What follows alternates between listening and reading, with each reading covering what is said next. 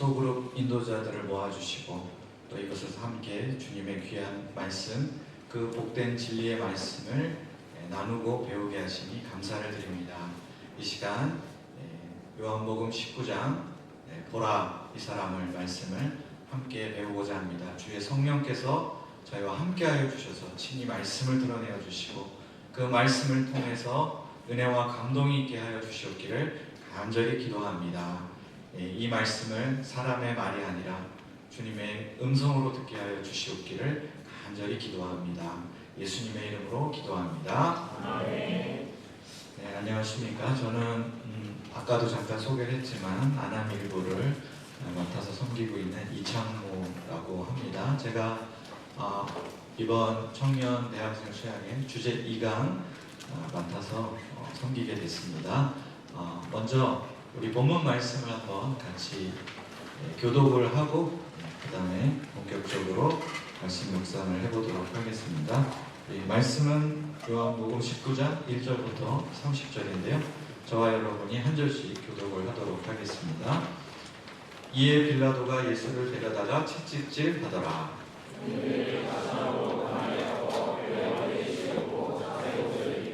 앞에 가서 이르되 유대인의 왕이여 평안할지어다 하며 손으로 때리더라.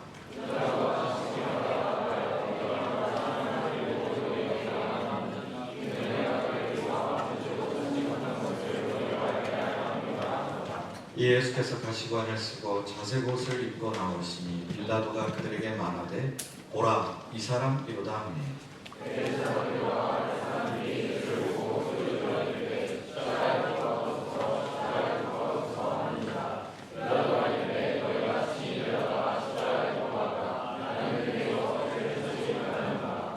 유대인들이 대답하되 우리에게 법이 있으니 그 법대로 하면 그가 당연히 죽을 것은 그가 자기를 하나님의 아들이라 함이니이다. 다시 관정에 들어가서 예수께 말하되 너는 어디로부터냐 하되 예수께서 대답하여 주지 아니하시는지라.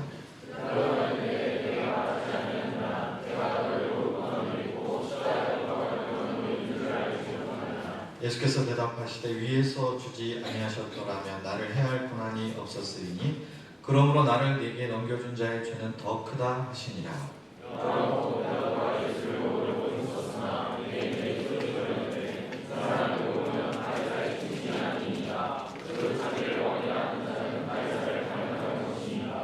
빌라도가 이 말을 듣고 예수를 끌고 나가서 돌을 깐뜰 히브리 말로 가바다에 있는 재판석에 앉아 있더라.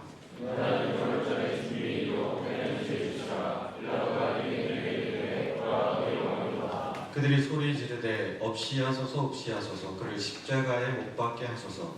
빌라도가 이르되 내가 너희 왕을 십자가에 못 박으랴. 대제사장들이 대답하되 가이사 외에는 우리에게 왕이 없나이다 하니 그들이 예수를 맡음에 예수께서 자기 십자가를 지시고 해골 히브리 말로 골고다라 하는 곳에 나아가시니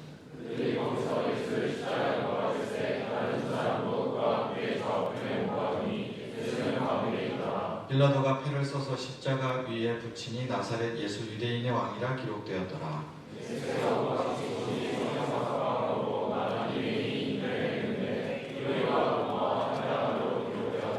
유대인의 대제사장들이 빌라도에게 이르되 유대인의 왕이라 쓰지 말고 자칭 유대인의 왕이라 쓰라 하니 군인들이 예수를 십자가에 못 박고 그의 옷을 취하여 네 깃에 나눠 각각 한 깃씩 얻고 속옷도 취하니 이 속옷은 호지 아니하고 위에서부터 통으로 짠 것이라.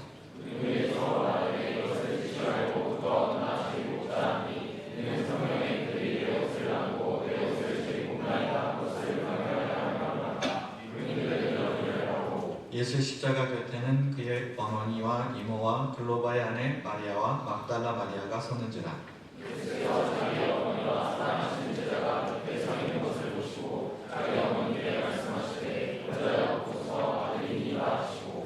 또 그 제자에게 이르시되 보라 내 어머니라 하신대 그때부터 그 제자가 자기 집에 모시니라.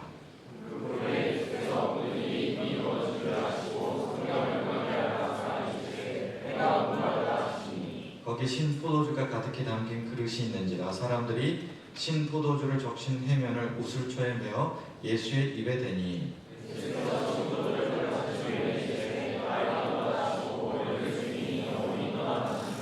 네, 감사합니다. 여기까지고요. 오늘 말씀의 제목은 보라 이 사람 이로다이고요. 요절이 19장 5절인데 다 같이 한 목소리로 요절을 읽어보겠습니다. 시작. 예수께서 가시관을 쓰고 자색 옷을 입고 나오시니 빌라도가 그에게 말하되 보라 이 사람이로다. 네. 오늘 제가 이제 여기로 오다가 가는 길에 이제 여기로 오는 소그룹 인도자분들을 만나서 같이 오게 됐어요. 오다가 이제 한 분이 여기 빌라가 있는 곳에 이제 차가 주차되어 있는 것을 보고 와, 주차를 기가 막히게 했는데요 하면서 굉장히 감탄을 하시더라고요. 네, 그렇게 좁은 이제 곳인데 어떻게 차를 이렇게 잘 돼가지고 주차를 해놓은 걸 보고 감탄을 한 거예요. 그래서 그런 생각이 들었어요. 이 동네 사람들은 이 모습을 보고 과연 이런 감탄을 할까? 아니겠죠 아마? 그렇지 않을까요? 여기서는 이제 길도 좁고 이제 빌라도 많고 이런 곳이니까 이렇게 어떻게든 틈이 있으면은 비집고 주차를 하는 것이 그냥 자연스럽고 익숙한 일일 거란 말이에요. 근데 이제 처음 온 사람 입장에서는 야, 이거 신기하다, 대단하다 이런 생각이 들 수도 있겠죠. 제가 이제 왜 이 얘기를 하냐면 우리 소그룹 인도자분들에게 십자가라는 것이 이와 같은 것일 수 있다라는 생각이 들어요. 이 중에 많은 분들이 아마도 아주 어릴 때부터 십자가, 예수님의 십자가에 구원이 있다. 십자가가 예수님에 대해서 우리가 반드시 알아야 할 진리다. 뭐 이런 이야기를 너무 많이 들은 거예요. 그래서 익숙함이 우리 감각을 무디게 할 수 있잖아요. 그래서 이제는 그냥 십자가라는 말을 들어도 그런가? 구원의 십자가, 고난의 십자가 잘 알죠? 이런 반응을 보이게 될 수도 있지 않을까요? 그래서 이 요한복음 19장 말씀이 예수님의 십자가에 관한 말씀인데 좀 우리가 이제 그런 마음을 좀 버리고 낯설게 한번 접근해보면 어떨까라는 제안을 드리고 싶습니다. 자, 그러면 왜 우리가 이제 십자가를 바라봐야 되는가? 이미 여러 번 본 것 같은 그 십자가를 왜 또 바라봐야 할 것인가? 왜 이 사람을 보아야 하는가? 이거에 대해서 한번 생각을 해보겠습니다. 우리 다음 슬라이드 보시면은 칼빈이라는 유명한 사람 있죠? 다 들어보셨죠? 칼빈, 종교개혁자 칼빈. 또 이 사람이 쓴 유명한 책이 기독교 강요라는 책이 있다는 정도는 아마 상식적으로 많이 알고 계실 거예요. 그러나 칼빈도 알고 기독교 강요도 알지만 칼빈의 기독교 강요를 읽어본 사람은 거의 없을 것이다. 확신합니다. 읽어보신 분, 기독교 강요를. 거의 없잖아요. 이럴 줄 알았어요. 근데 이 책은 정말 강요를 해서라도 꼭 읽어야 될 책이에요. 그 중에 오늘 그 1권의 1장의 1절, 그러니까 가장 첫머리에 무슨 말이 나오는지 한번 같이 보겠습니다. 여기 적혀 있잖아요. 슬라이드에. 함께 읽어볼까요? 시작. 하나님에 관한 지식과 우리 자신에 관한 지식은 서로 연결되어 있다. 자, 이게 무슨 말이냐면 하나님을 아는 지식 그리고 내 자신에 대한 아는 지식이 서로 연결되어 있다. 이 말은 하나님을 알면 알수록 내 자신이 누구인가에 대해서 더 정확하게 더 깊게 알게 되고 내가 진짜 누구인가에 대해서 알면 알수록 하나님에 대해서 더 깊이 정확하게 알 수 있게 된다 라는 뜻이에요. 그러니까 하나님에 대한 지식과 우리 자신에 대한 지식은 이렇게 서로 결부되어 있다라는 거죠.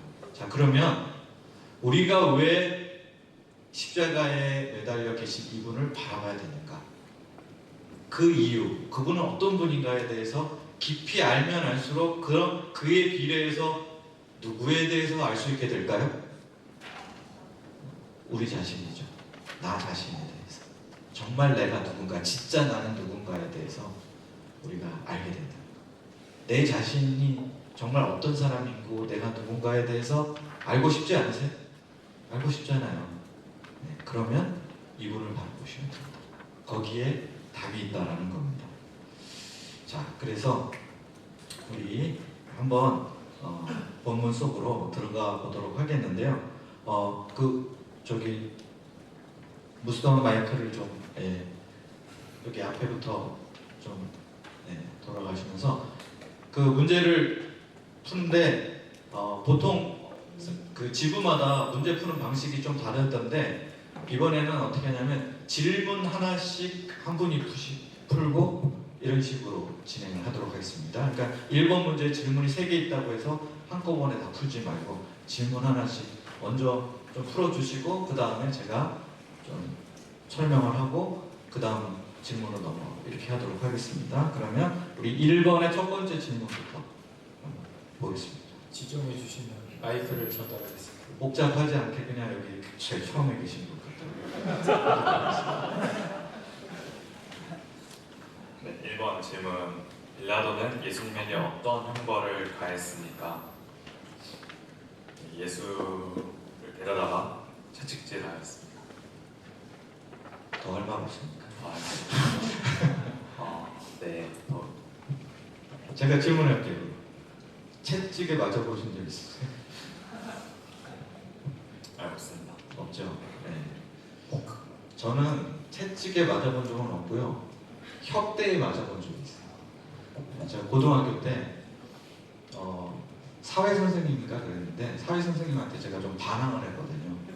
그랬더니 사회 선생님이 너무 화가 나셨는지 갑자기 자기 바지에 혁대를 풀더니 그걸로 저를 막 내리치기 시작하셨어요. 그래서 제가 그때 깨달은 게 있어요. 혁대로 맞으면 아프지 않다. 안 아파요. 실제로. 그러나 소리가 엄청 커요. 네. 그래서 굉장히 좀 부끄럽죠. 네. 소리가 커서. 그런 경험이 있습니다. 자, 여기 보시면 예수님이 빌라도의 명령에 따라서 채찍질을 받게 되셨는데 빌라도가 왜 이런 명령을 내렸을까? 이 앞에 좀 배경을 아셔야 돼요. 이 앞에 보면 예수님이 빌라도의 법정에서 이제 재판을 받으신단 말이에요. 근데 재판을 쭉 하다 보니까 빌라도가 앞만 봐도 예수님이 죄가 없으시다, 무죄하다는 것을 알게 됐어요. 자, 그러면 어떻게 해야 되겠습니까? 죄가 없는 걸 알았으면 당연히 무죄 선고를 하고 당장에 석방을 해야 되잖아요. 그런데 석방을 하려니까 유대인들 또 종교 지도자들의 반발이 거셀 것이 두려운 거예요. 그래서 예수님을 풀어주긴 풀어주되 유대인들이 반발하지 않고 풀어줄 수 있는 방법이 뭐가 있을까라고 고민을 하다가 이런 타협책을 생각해낸 거죠. 예수님을 망가질 대로 망가뜨려 놓자. 그러면 저 유대인들의 분노가 서서히 풀려가지고 그래서 그냥 불쌍하니까 놔줍시다 라고 동의해주지 않겠느냐라는 생각을 하게 된 거예요. 그래서 예수님을 어떻게 망가뜨릴 것인가, 첫 번째 방법이 그게 채찍질이었습니다. 그래서 여기 보면 이 화면에 보시면 이제 당시 로마의 군병들이 쓰던 채찍 사진이 있어요. 이렇게 생겼습니다. 지금 이렇게 여러 가닥으로 채찍이 나눠져 있고요. 저 끝에 달려있는 게 뭔지 아시겠어요? 끝부분에 네모난 거? 네. 저거는 이제 뼈가 아니고 납조각이에요. 네. 그렇게 납조각을 끝부분에 달아서 저걸로 이제 채찍을 했질을 한 거예요. 그럼 어떻게 될까요? 저기 맞으면 저 납조각과 함께 이제 살점이 같이 뜯어져 나가는 거죠. 그래서 저 채찍질을 당하게 되면 이제 온몸이 다 이제 만신창이가 되는 거예요. 피투성이가 되고 상처 투성이가 돼서 피를 철철 흘리게 되는 이런 채찍질을 당하게 되셨습니다. 자, 그래서 예수님은 채찍에 맞으셨다. 그 다음 두 번째 질문, 옆에 분이 한번 보시겠습니다. 일라도는 예수님을 어떻게 희롱했습니까? 이제 가시나무로 문을 엮어서 이제 왕관을 만들었는데 그러니까 이제 유대인의 왕이라고 하는 예수님에게 그 왕관 형식으로 이제 왕관을 만들어 주긴 했지만 그것이 가시나무여서 이렇게 뾰족하고 또 아프게 만들어서 되게 좀 조롱하고 이제 다시는 왕으로 자칭 다니지 말라는 그런 좀 메시지를 좀 주고자 했던 것이 아닐까 싶고요. 또한 자색옷을 입혔다라는 것도 이제 형식적으로 뭔가 왕처럼 이렇게 보이게 하려고 한 것이 아니라 좀 이것을 좀 바탕으로 좀 더 조롱하고 또한 이제 유대인의 왕이여 평안할지어다 하면서 손으로 때린 것도 어떻게 보면은 유대인의 왕이라고 하는 이런 예수님의 그런 모습이 얼마나 되게 실수 없는 것인지 좀 약간 깨닫도록 또 로마 군인으로서 좀 자신을 더 이렇게 높이려고 하고 좀 위치를 군인인 내가 너보다 훨씬 더 높다 이런 것들을 좀 드러내고자 하면서 희롱했던 것 같습니다. 네, 감사합니다. 여기 두 번째 질문에서는 이제 앞에서는 예수님의 육체에 가해졌던 이제 가혹한 채찍질을 다뤘다면 이것은 이제 육체가 아니라 뭐겠습니까? 예수님의 정신적인 면에 대한 가해라고 할 수 있죠. 그것이 이제 희롱의 모습으로 나타나는 겁니다. 그래서 보시면 가시나무로 관을 엮어서 머리에 씌웠죠. 그러니까 보통 관은 뭘로 만들죠? 왕관? 금이나 뭐 은이나 뭐 이런 걸로 만들지 않습니까? 그런데 왕관을 만들 때 가시나무로 만들었어요. 그러니까 이게 이제 분명히 여기에 그 풍자의 의미가 있죠. 그러니까 조롱하는 의도가 담겨 있는 그런 관이고요. 두 번째는 이제 자색옷을 입혔다고 되어 있거든요. 자색옷, 네, 퍼플. 이 자색옷을 입혔다는 건 무슨 뜻일까요? 자색옷. 이 색깔의 옷은 당시에 누가 입는 옷이었을까요?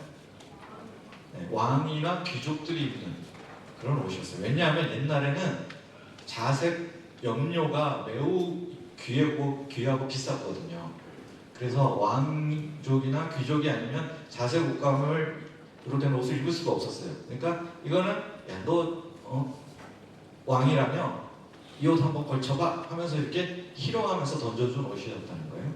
그 다음에 세 번째가 군병들이 유대인의 왕이여 평안할지어다 라고 마치 왕에게 예를 갖춰서 인사하듯이 와서 인사를 했어요. 그런데 어떻게 했습니까? 동시에 손으로 예수님을 때렸어요. 그러니까 말과 행동이 지금 서로 정반대 아닙니까? 네. 이건 역시 조롱과 풍자의 의미를 담고 있는 거예요. 그러니까 일종의 저질 연극을 지금 군병들이 하고 있는 거예요. 예수님을 희롱하기 위해서. 우리 방금 문제를 풀었던 분, 혹시 희롱을 당해보신 적 있으세요?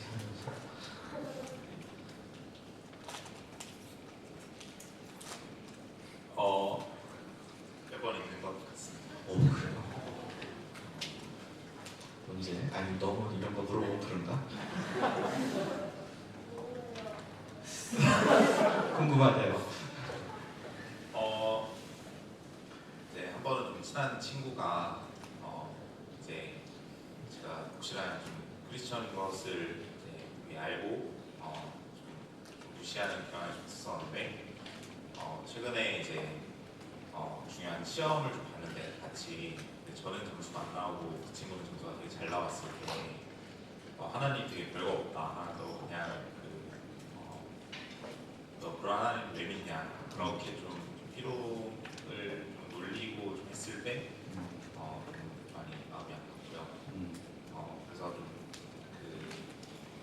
대학교에도 들어오고 나서 좀 종교적인 그런 희롱을 좀 많이 당했던 것이 되게 신앙 별거 없다 그런 희롱을 좀 들었을 때 마음이 아팠습니다. 저도 마음이 아프네요. 네. 이 예수님의 이 두 번째 이제 고난이 바로 이런 이제 정신적인 희롱, 가해를 이제 받으셨다는 겁니다.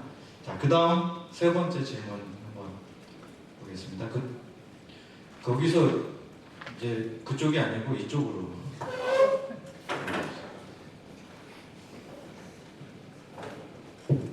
아, 다행이다 싶죠? 좀 있으면 글로 갈 거예요. 기다리면서. 채찍에 맞으시고 멸시와 조롱을 받으신 예수님의 모습은 어떠했을까요?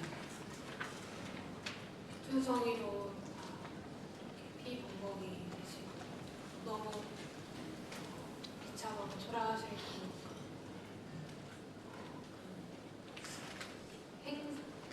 행색은 자색옷 입고 가시관에 하고 있지만 그 모습이 너무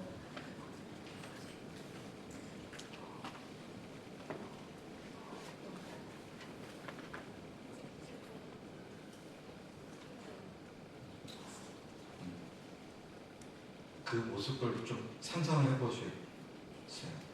어떤 마음이 드세요? 항상 예수님의 십자가를 생각할 때마다 제가 이렇게 무서운 건데 제 때문에 이렇게 예수님 십자가 지신 건데 근데 너무 쉽게 죄가 얼마나 무서운지 너무 쉽게 믿는 이렇게 예수님 고통 당하실 만큼 죄가 무서운 거구나 감사합니다. 자, 이 똑같은 질문을 옆에 계신 분에게 한번. 자, 이 예수님의 이때 얼굴을 떠올리시고 상상하시면서 어떤 느낌, 어떤 마음이 드시는지.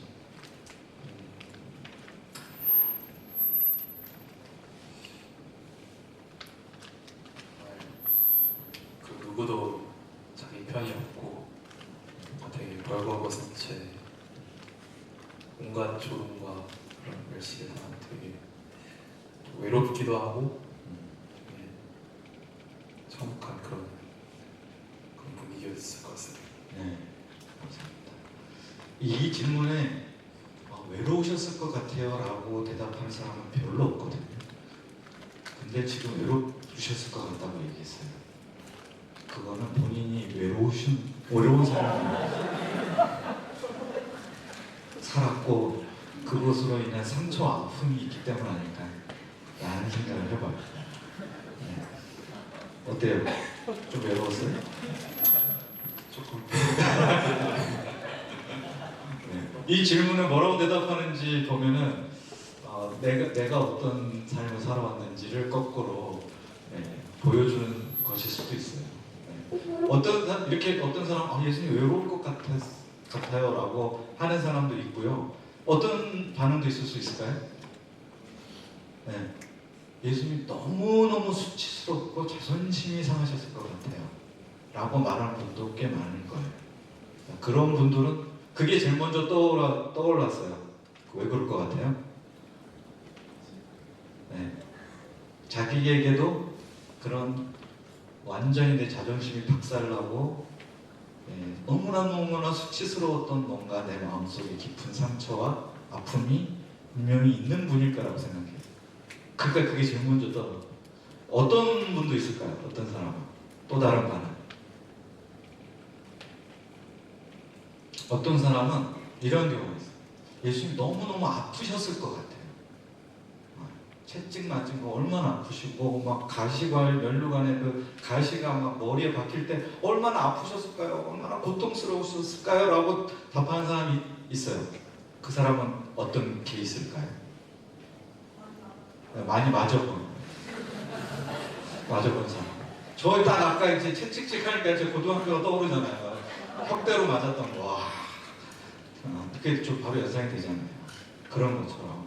네. 자, 여기서 우리가 이 채찍질 당하시고 조롱받으신 예수님을 바라보면 거기서 무엇을 발견할 수 있습니까? 무엇이 보이는가에 대하죠. 뭐가 보일까? 네. 뭐가 보일까? 그 다음 슬라이드 넘겨주시겠어요? 네. 여기서 우리가 이 예수님 바라보면 첫 번째로 어떤 느낌이 드냐면 아, 예수님은 고난과 상처를 아시는 분이구나. 네.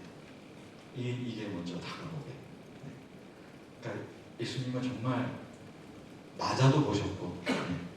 그 다음에는 너무나 가혹한 조롱과 무시, 멸시를 겪으신 분이구나.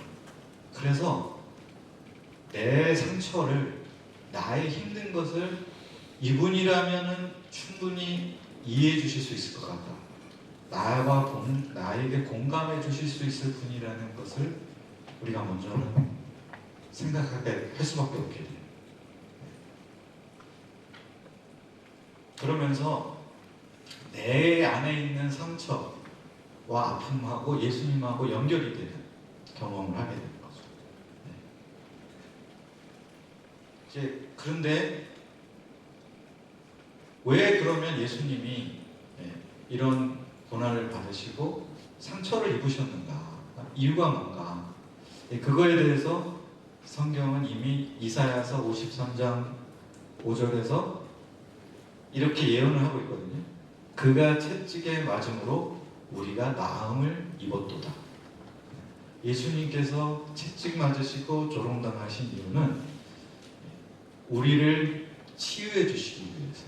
그래서 이 예수님을 가리켜서 쓴 유명한 책의 제목이 있어요. 헨리 나우엔이라는 분이 쓴 책의 제목이 상처 입은 치유자라는 책 제목이 있습니다.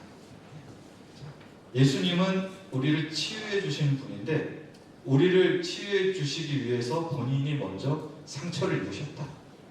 상처 입은 치유자만이 모든 상처 입은 사람들을 온전히 치유해 주시고 회복시켜 주실 수 있다.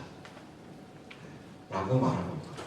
바로 그 예수님을 우리가 이 가시면류관 쓰고 자색 옷을 입고 군병들 앞에서 뺨을 맞고 계신 예수님을 바라보면서 발견하게 된다는 겁니다. 그리고 그분을 바라보면서 이제 나의 상처와 나의 수치를 직면할 수 있게 돼요. 사실은 우리가 이런 것들을 생각하기조차 싫잖아요. 외면하고 싶잖아요. 그런데 이 예수님 앞에서는 용기가 생겨요. 직면할 수 있는 힘을 얻게 돼요. 왜냐? 예수님이 나보다 더 심한 상처를 받으셨고 더 심한 모욕과 수치를 받고 계시기 때문에 이분 앞에서는 이제 무장해제가 되는 거죠. 그래서 주님, 저도 이런 상처가 있고요. 저도 이런 아픔이 있고요. 저는 이게 너무 지금도 수치스럽고 부끄러워서 벗어날 수가 없어요. 라고 솔직하게 주님 앞에 나가서 고백하고 도와주세요, 고쳐주세요, 치유해주세요 라고 기도할 수 있다는 거죠. 이게 이 예수님을 바라볼 때 우리가 처음으로 발견하게 되는 예수님의 모습이라고 할 수 있겠습니다. 자, 그 다음 2번 보겠습니다. 네, 그 뒤에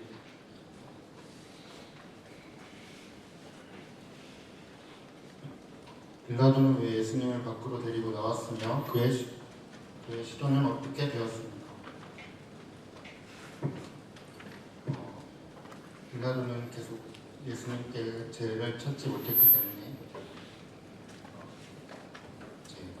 계속 예수님을 풀어주고자 예수님을 계속 밖으로 데리고 나왔고 그의 시도는 사람들에 의해서 결국 실패로 돌아가고 말았습니다. 네. 자, 여기 보시면은 이제 예수님을 빌라도가 바깥으로 데리고 이제 나왔죠.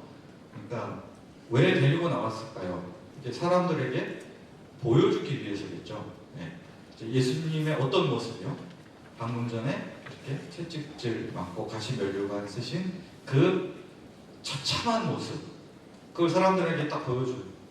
그래서 뭐 원하는 게 뭘까요? 빌라도가 원하는 거는 너무 처참하잖아요. 그러니까 사람들에게서 연민의 감정을 불러일으키려고 한 거겠죠. 네, 이렇게 이 정도에서 우리 그만합시다. 얼마나 불쌍합니까? 이제는 그냥 없었던 일로 하고 여기서 마무리 집시다. 라고 이제 말하고 싶었던 거죠. 이렇게까지 된 사람이 뭘 할 수 있겠습니까? 이렇게 무력한 사람이 어떤 위협이 될 수 있겠습니까? 그러니까 이제 끝냅시다 라고 하려고 한 거예요. 근데 여기에 이 빌라도가 이제 그 5절, 오늘 요절 말씀이기도 한 5절 마지막 끝에 한 말이 이제 사람들 앞에서 이렇게 말하죠. 보라 이 사람이로다. 네. 보라 이 사람이로다. 이게 굉장히 유명한 말이에요. 보라 이 사람이로다가 라틴어로 에케 호모라고 하거든요. 에케가 이제 보라는 뜻이고 호모가 이제 사람이라는 뜻이에요. 그래서 이 사람을 보라라는 그런 일종의 유럽 서양에 있어서의 격언과 같은 것이거든요. 에케 호모 이 사람을 보십시오. 이 말이 굉장히 이중적인 의미가 있어요. 그 빌라도의 의도는 뭐겠어요? 이렇게 처참하게 망가진 이 사람을 보시고 좀 불쌍히 여기시고 그냥 여기서 보냅시다라고 한 말이지만 이 속에는 빌라도가 의도하지 않았는데 의도치 않게 하나님께서 우리에게 들려주시고자 하시는 메시지가 담겨 있다는 거죠. 사실은 주님께서도 우리에게 좀 이 사람을 보라고 말씀하고 싶으셨던 거예요. 그 주님께서 빌라도의 입을 통해서 이 말을 하게 하신 거죠. 이 사람을 보라고.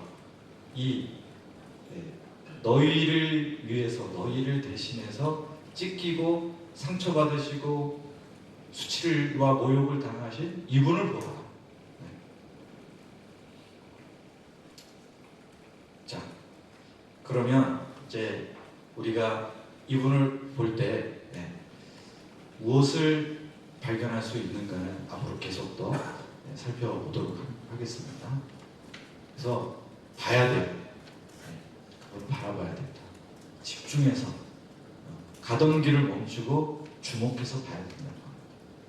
보라 이 사람. 자, 그러면 그때 반응을 한번 볼까요? 반응을 보기 전에 두 번째 질문부터 먼저. 아니 잠깐만요.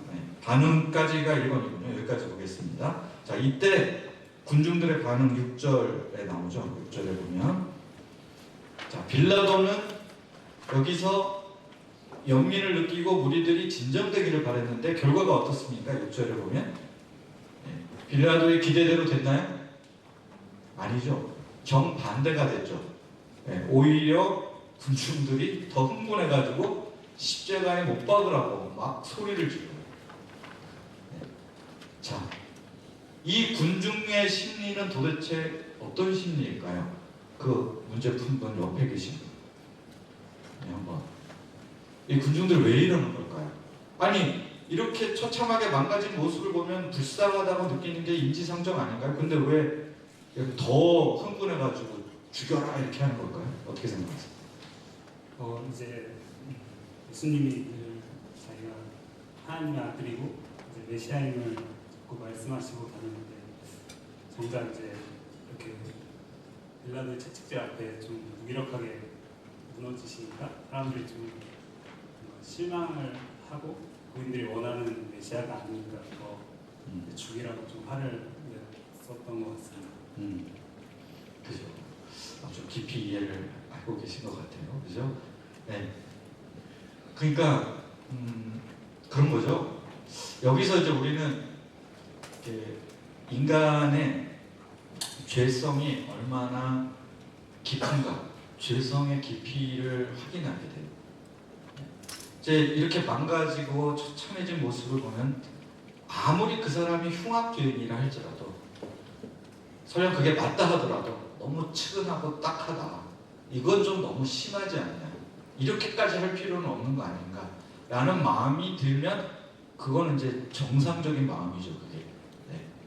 그거는 건강한 마음이고 정상적인 마음인데 이 무리들의 반응을 보면 그게 아니에요. 자, 그런 거 있잖아요. 우리 검투사들이 이제 뭐 영화 같은 데 보면 처음에는 막 응원을 하다가 그냥 응원만 하다가 누구 한 사람이 이렇게 상처를 입어요. 그럼 어떡하죠? 군중들이? 더 흥분하죠. 죽여라, 죽여라 막 이러면서 더 흥분해요. 피를 본 검투사 시합의 군중들처럼 피 흘린 예수님의 모습을 보니까 끝장을 내라, 아예 끝장을 내라, 이렇게 막 지금 소리를 지르고 있는 거예요. 전혀 여기에 어떤 인간미도 없고 자비도 없죠. 그건 뭐냐면 사람이 약한 것을 보면 오히려 더 잔혹해지는 거예요. 약자니까. 예수님이 이제 약자가 된 거 아닙니까? 명확해진 거잖아요. 그러니까 아예 짓밟아 버려요. 그래서 약한 것을 짓밟음으로 통해서 얻는 그 모종의 쾌감 같은 게 있잖아요. 그러니까 이게 이 장면이 어떤 인간성의 어둠, 인간이 어디까지 잔혹해질 수 있는가라는 것을 또 우리에게 비춰주는 거울과도 같은 장면이라고 할 수 있죠. 오늘날도 그러지 않습니까? 오늘날도 평소에는 점잖다가도 누구 한 사람이 약한 모습을 보이고 짓밟히는 것을 보면은 거기 가서 나도 한 번 더 짓밟아주고 악성 댓글 한 번 더 달아주고 막 이렇게 몰아가는 그런 일들이 얼마나 많습니까? 학교에서도 누군가가 왕따를 당해요. 집단 따돌림을 당하면 거기에 숟가락 얹어서 같이 왕따를 시키고 더 잔인하게 굴고 하는 그런 경우들을 보게 되잖아요. 바로 그런 모습이 여기서 나타났다고 볼 수 있겠습니다. 인간의 죄성의 깊이를 여기서 우리 볼 수 있고요.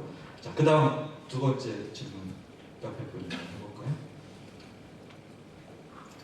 예수님은 빌라도의 질문에 왜 침묵하셨으며 예수님을 십자가에 못 박을 권한은 누구에게 있습니까? 빌라도가 예수님한테 너가 진짜 하나님의 아들이 맞냐 이렇게 물어봤는데 예수님께서 대답을 하지 않으셨습니다.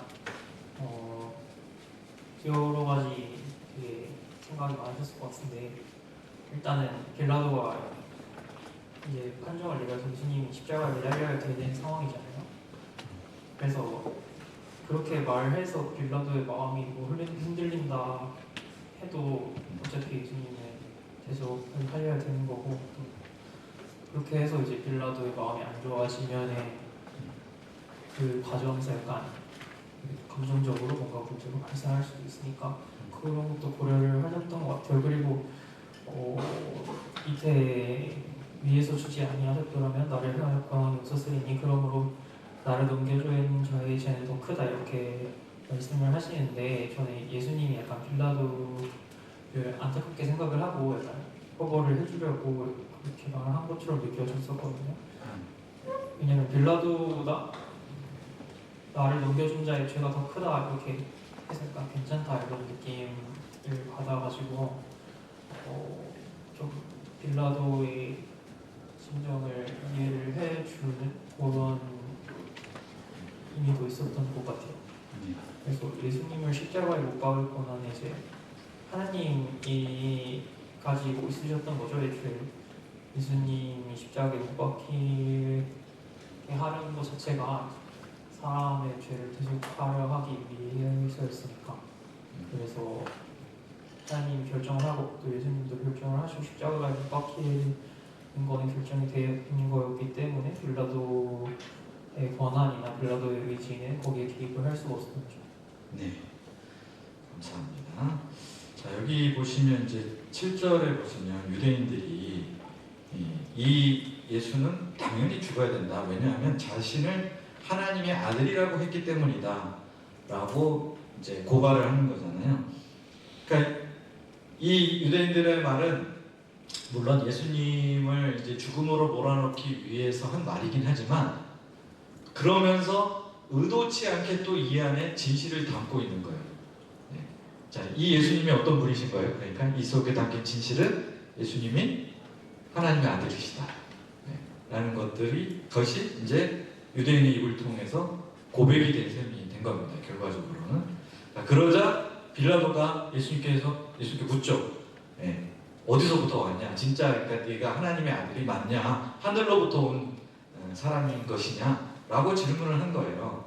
근데 예수님은 침묵하세요. 네. 왜 그러냐면 이미 충분한 답을 주셨기 때문이에요.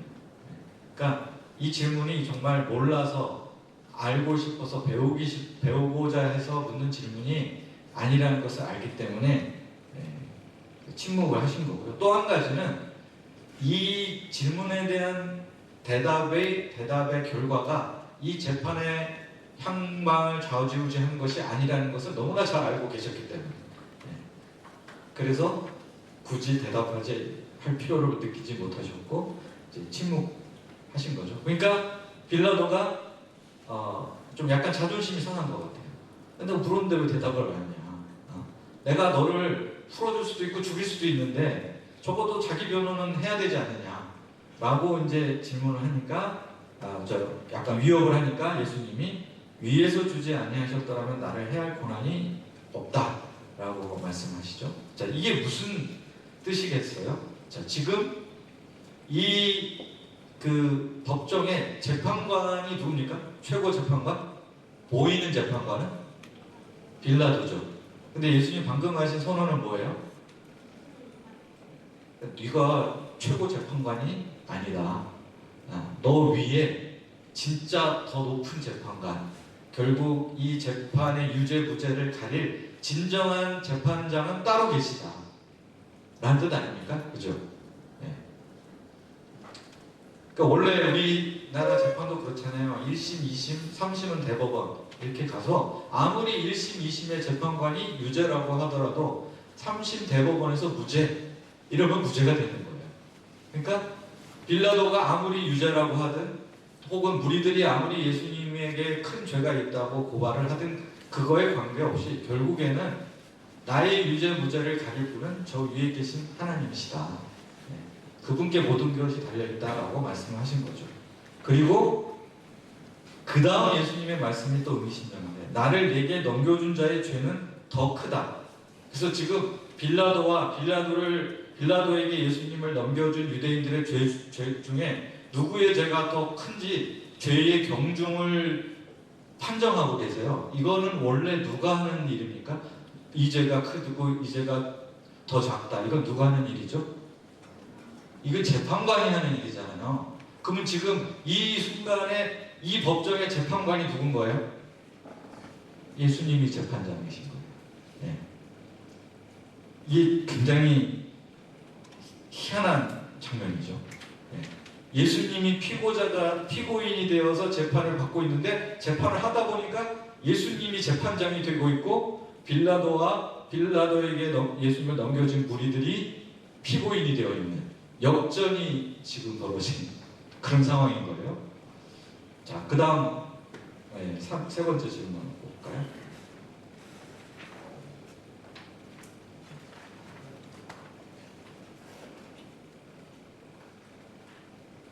빌라도는 처벌을 내리기 전에 어떤 말을 했으면 유대인들은 어떻게 반응했습니까? 유대인들에게 돌아가니 왕이로다 라고 말을 했습니다. 아마 너희 왕인데 진짜 십자가에 뭐냐 이렇게 물어보는 것 같습니다. 그러나 유대인들은 없이 하소서 그래 십자가에 못 박게 하소서 하면 반드시 십자가에 못 박게 할 것을 말했습니다. 네, 감사합니다. 여기 12절 보면 빌라도가 예수님을 놓아주려고 애를 썼는데 막 도통 안 먹히는 거죠. 심지어는 유대인들이 어떤 소리까지 하냐면 이 사람을 놓아주면 당신은 가이사의 충신이 아닙니다 라고 얘기를 해요. 네. 자, 가이사의 충신, 그러니까 가이사는 이제 로마 황제를 가리키잖아요. 이 사람을 풀어주는 것은 당신이 로마 황제에게 반역을 저지르는 일이 됩니다 라는 뜻이잖아요. 네. 이것은 이제 그 빌라도에게는 치명적인 거 아니겠습니까? 만약에 이런 일들을 만약 그 로마 당국, 로마 황제의 밀고를 해서 이게 추서가 들어간다면 어떻게 되겠어요, 빌라도는? 네? 사형? 잘릴 수 있겠죠. 네. 잘리거나 아니면 더 이상 이제 출세길은 여기로 끝. 네. 그런 상황이 생길 수 있는 거예요. 이 말을 듣고 빌라도도 상당히 겁을 먹었겠죠. 충격을 받아서 자기의 약한 고리가 탁 건드려진 거예요. 그래도 이제 빌라도가 마지막으로 보라 너희 왕이다. 이 빌라도의 말이 이게 어떻게 들리세요? 이게 진심인가요? 그냥 하는 말일까요? 보라 너희 왕이로다 한 것. 진심인 것 같습니까? 왜 진심이라고 생각하세요? 이 옆에 마침 앉아 계신 마이크를 좀 잡고 왜 이 빌라도의 말이 진심이라고 생각하세요? 그러니까 말씀에서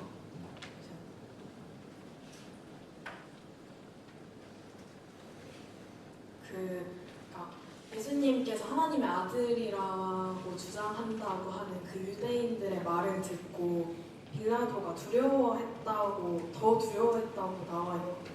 그러니까 그 말씀을 볼 때 빌라도가 예수님이 그냥 평범한 사람이 아니라 뭔가 있는 사람이구나를 이미 짐작을 하고 있었고 이 말을 듣고 정말 뭔가가 있는 사람이구나 생각하고 더 두려워했다고 해석을 했거든요. 그런 상황 속에서 막 예수님이 뭐 너가 정하는 게 아니라 위에 계신 하나님이 이 진정한 재판관이다 이런 류의 말을 했음에도 불구하고 빌라도가 계속 예수님을 놓으려고 힘썼다는 걸 보면은 빌라도의 마음 안에 이 사람이 정말 유대인의 왕일 수도 있겠다, 정말 하나님의 아들일 수 있겠다라는 생각이 있었다고 판단을 했습니다. 그러니까 이제 빌라도가 이제 이 짧은 만남을 통해서 뭔가 예수님이 정말 메시아고 이스라엘의 왕이 되시고 뭐 이 모든 것을 한 큐에 다 꿰뚫어서 깨닫고 받아들이기는 좀 무리가 있겠죠. 그렇지만 방금 얘기하신 것처럼 이런 신문 과정을 통해서 그 가운데 예수님께서 보이신 말과 행동을 통해서 첫 번째로는 이분이 절대 죄가 있는 사람은 아니다 라는 것을 확신했었고요. 그 다음에는 이분은 방금 얘기한 대로 뭔가 있는 분이다. 우리가 알고 있는 그런 흔한 종류의 왕과는 다른 어떤 권위를 가진 그런 종류의 분이 틀림없다라는 어느 정도의 내면적인 인식과 확신이 있었던 것 같습니다. 그러니까 그래서 이제 끝까지 풀어주려고 애를 쓰고 심지어는 이제 너희 왕이다 이런 말까지 이제 할 수 있게 된 거 아닌가요? 자, 그러면 이 정도면 빌라도는 모르지 않아요. 예수님은 이렇게 십자가에 못 박혀 죽으실 만한 그런 분은 결코 아니다라는 것에 대해서는 아무런 어떤 회의나 의심이 없는 그런 상태라고 보면 될 것 같습니다. 자, 그런데 그 빌라도의 이런 말에도 불구하고 십자가에 못 박으라고 우리들이 계속 종용을 하고 아주 충격적인 말을 하죠. 가이사 외에는 우리에게 왕이 없다. 네. 자, 이 말을 한 사람들이 누굽니까? 유대인들인 거예요. 자, 유대인들의 신앙 고백이 있어요. 신앙 고백. 유대인 민족의 신앙 고백. 그게 뭘까요? 우리에게 유일한 왕은 여호와 하나님 한 분뿐이시다.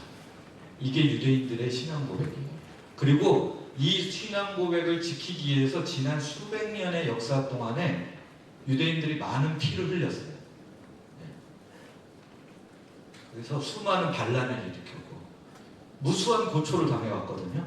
그러니까 우리에게 유일한 왕은 여호와 하나님 뿐이십니다라는 것은 그 민족의 정체성이에요. 근데 지금 예수님을 죽이기 위해서 그 신앙 고백과 정체성을 그냥 헌신짝처럼 버리고 발로 쳐버리고 있어요. 네. 충격이죠. 이건 놀라운 일입니다. 정말 있을 수 없는 일이 일어나는 거예요. 자, 이렇게까지 나와버리니까 빌라도도 놀란 것 같아요. 이 유대인들의 예수님에 대한 적개심이 정말 선을 넘어도 한참 넘었고 이거는 어떻게 돌이킬 길이 없고 내가 이거를 눌렀다가는 좀 난리가 나겠구나 이 정도까지였나 싶으면서 화들짝 놀란 것 같습니다. 자, 그래서 마지막 네 번째 질문 볼까요? 네, 그 옆에 분 넘겨주시겠어요? 결국 빌라도는 어떤 결정을 내리게 되었습니까? 16절을 보면 예수를 십자가에 못 박도록 그들에게 넘겨주었다라고 나와 있습니다. 왜 방금 얘기한 거 보니까 죄가 없다는 것도 알고 예수님이 뭔가 특별한 분인 것도 알았는데 왜 십자가에 못 박도록 넘겨줬을까요? 이유가 자신의 목숨을 부지했다. 그죠. 자신의 목숨, 자신의 출세, 자신의 유익을 위해서 예수님이 죄가 없다는 것을 알면서도 물러선 거죠. 타협해버린 거죠. 자, 그래서 이번을 통해서 우리가 이제 이 예수님을 바라볼 때 무엇을 발견하게 되는가? 어떤 모습이 보이는가? 그리고 다음 슬라이드. 자, 보라 이 사람이 오다. 이분을 봤는데 우리는 뭘 보게 되냐면 참 아이러니한 사실 한 가지 발견해요. 문제 풀면서도 얘기했었지만 예수님은 지금 어디에 앉아 계시냐면 피고인석에 앉아 계세요. 그런데 가만히 우리가 말씀을 들여다보면 예수님이 진짜 재판장이시고 예수님이 무엇이 옳고 그른지 무엇이 참이고 거짓인지를 예수님이 판단하고 계세요. 그래서 피고인석에 앉아있는 진짜 재판장이신 예수님을 발견하게 돼요. 그와 동시에 우리는 뭘 발견하게 되냐? 자, 재판석에 앉아있는 진짜 죄인들을 만나게 돼요. 자, 그 중에는 어떤 사람들이 있습니까? 재판석에 앉아있지만 사실은 죄인인 사람. 누구죠?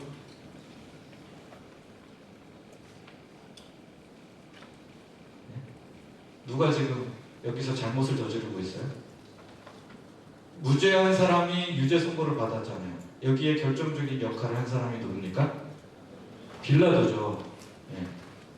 빌라도 예수님 죄가 없다는 걸 알면서 그 정치적 압력과 자신의 유익을 위해서 결과를 뒤집어 버렸잖아요. 그러면 빌라도 유죄 땅땅땅 이렇게 내려야 마땅하지 않습니까? 또 누가 유죄일까요? 유대인들. 그죠? 아무런 이유, 정당한 이유도 없이 예수님을 죽음으로 몰아넣고 심지어 자신의 민족의 정체성과 신앙이 담긴 고백까지도 뒤집어 버리면서까지 극도로 예수님을 미워하고 죽이려 하는 그들의 모습이 또한 마땅히 유죄 판결을 받아야만 하는 모습이지 않습니까? 이게 그러면 빌라도하고 무리들만의 모습이겠는가? 예수님의 십자가를 통해서 우리가 발견할 수 있게 되는 것은 사실은 우리가 재판석에 앉아있는 진짜 죄인이라는 사실을 깨닫게 돼요. 우리는 물론 우리가 로스쿨을 나온 것도 아니고 사법고시에 합격한 것도 아니지만 사실상 우리 삶 속에서 스스로 재판장이 되려고 하는 경우가 정말 많습니다. 그렇지 않습니까? 우리가 자기 기준이 있어요. 자기 잣대가 있어서 그걸로 판단을 합니다. 이거는 맞고 이건 틀리고 이 사람은 유죄, 저 사람은 무죄. 우리 인생의 스스로의 재판관이 되려고 하는 경우가 얼마나 많습니까? 근데 과연 우리가 내리는 그 판단이 얼마나 공평하고 정의롭고 진실될 것일까요? 한번 우리 자신을 한번 되돌아보세요. 우리가 빌라도나 혹은 이 무리들하고 얼마나 멀리 떨어져 있는지.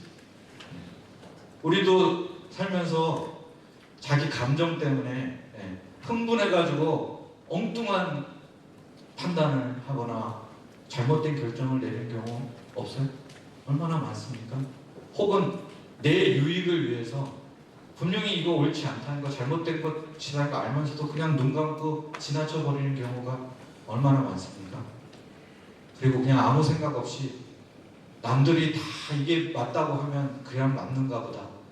그러고 레민 그 때처럼 그냥 같이 몰려다니는 경우도 얼마나 많아요? 무리들 중에 아마 그런 사람들도 있었을 거예요. 뭔지 잘 모르겠는데 남들이 다 십자가에 못 박으라고 하니까 그냥 나도 못 박으라고 해야 되겠다. 그런 사람들도 분명히 있었을 것이고요. 네. 그러니까 그 모든 것들이 결국 하나로 모아져 가지고 응축이 돼 가지고 예수님을 십자가로 내몰게 된 거예요. 그렇게 따지면 우리 모두가 예수님을 십자가로 몰아넣은 공범자 중에 한 사람이 될 수 있다. 그래서 이 예수님의 재판 장면은 온 인류를, 우리를 포함해서 온 인류를 피고인석에 앉혀놓고 사실상 예수님이 판결을 내리고 있는 재판장이 되셔서 하나님이 우리에게 유죄 판결을 내리고 있는 장면이라고 보시면 돼요. 이게 이 재판의 진실이다. 겉으로 드러난 모습은 그 정반대지만 이 재판의 진실은 바로 우리에 대한 온 인류에 대한 유죄 판결을 내리는 장면이라는 게 이 재판의 참된 모습이라고 볼 수가 있겠습니다. 그래서 이 예수님을 바라보면서 우리는 진짜 재판장이신 예수님과 그리고 진짜 죄인인 우리의 모습을 발견하게 된다. 이게 참이라는 것. 이게 모든 가면과 가식과 거짓을 벗겨낸 진짜 현실이라는 것을 이 장면에서 보게 된다는 것입니다. 자, 그 다음 3번을 보겠습니다. 3번의 첫 번째 질문. 예수님은 어떻게 십자가에 못 박히셨습니까? 예수님은 골고다라는 곳에서 다른 두 사람과 함께 이렇게 가운데에 서서 못 박히게 되셨습니다. 그죠? 자, 여기서 보시면 먼저는 예수님께서 자기의 십자가를 지시고 해골, 골고다라고 부르죠. 우리가 이곳을 이제 골고다 언덕으로 가셨다. 근데 여기서 이제 표현의 미묘한 그 뉘앙스를 좀 캐치해 보면 예수님께서 그냥 십자가를 지시고 해골이라는 곳에 가셨다 이렇게 해도 될 거를 자기의 십자가를 지시고라는 굳이 자기의라는 말을 안 써도 될 것 같은데 쓴 어떤 저자 요한의 의도가 있지 않을까라는 거 한번 생각해 볼 필요가 있을 것 같아요. 네. 방금 문제 푸신 분 자기의 십자가라고 표현한 것에 어떤 좀 의도가 있다고 생각해 볼 수 있을까요? 혹시 짐작하는 부분이 있으세요?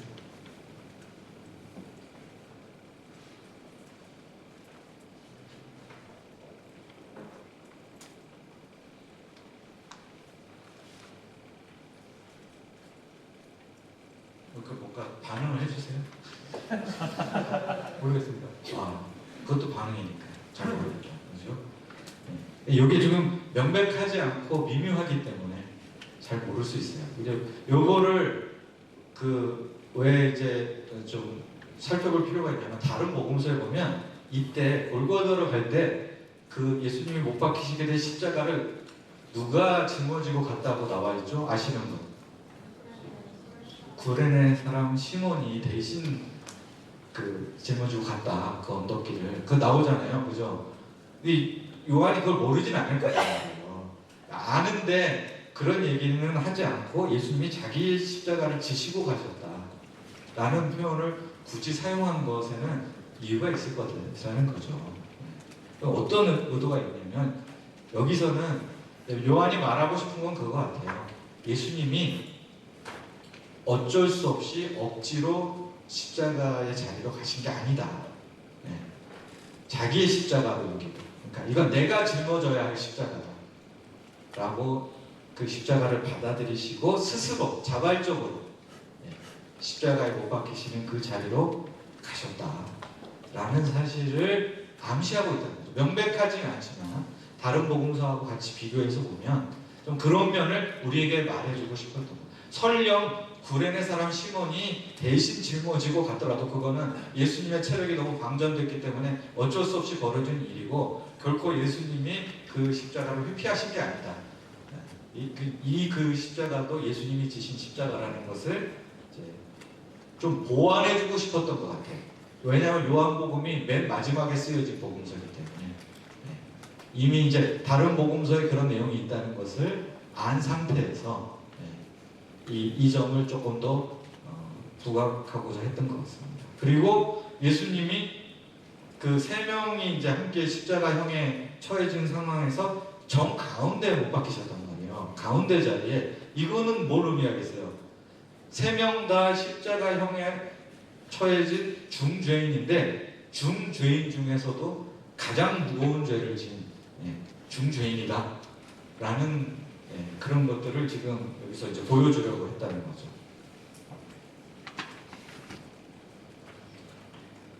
말하자면 이제 예수님은 정말 인류의 죄의 한가운데 그 죄를 대신 짊어지시고 십자가에 못 박히게 되셨다라고 말할 수 있겠습니다. 자, 그 다음 2번 볼까요? 오래 기다리셨죠? 아까 할 뻔했는데 드디어 내 차례가 됐다. 예수님의 죄패에는 무엇이라 기록되었고 빌라도는 이에 대해 어떻게 응답했습니까?